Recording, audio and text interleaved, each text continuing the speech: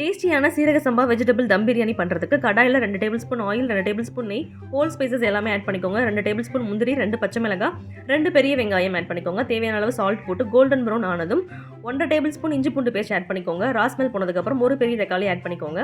Beans, carrot, உருளைக்கிழங்கு already meal maker பார்த்தீங்கன்னா நான் சுடு தண்ணியில் வேக வச்சு பிழிஞ்சு எடுத்துருக்கேன், அதையும் ஆட் பண்ணிக்கிறேன். இது எல்லாத்தையுமே வதக்கிட்டு ஒரு கைப்பிடி புதினா, ஒரு கைப்பிடி மல்லி இலை ஆட் பண்ணிக்கோங்க. ஸோ உங்கள் காரத்துக்கு ஏற்ற மாதிரி மிளகாய்த்தூள், நான் 1 டேபிள் ஸ்பூன் மிளகாய்த்தூள், 1 tablespoon Kashmiri red chilli கலருக்காக 1 டேபிள் ஸ்பூன் மல்லித்தூள், 1/2 tablespoon garam masala, 1/2 tablespoon biryani masala, 1 tablespoon கெட்டி தயிர் ஆட் பண்ணி நல்லா வதக்கிக்கோங்க. ஆயில் பிரிஞ்சு வந்ததுக்கப்புறமா 2 டம்ளர் அரிசி நான் ஊற வச்சுருந்தேன். ஸோ அதுக்கு 3 டம்ளர் தண்ணி கரெக்டாக இருக்கும்.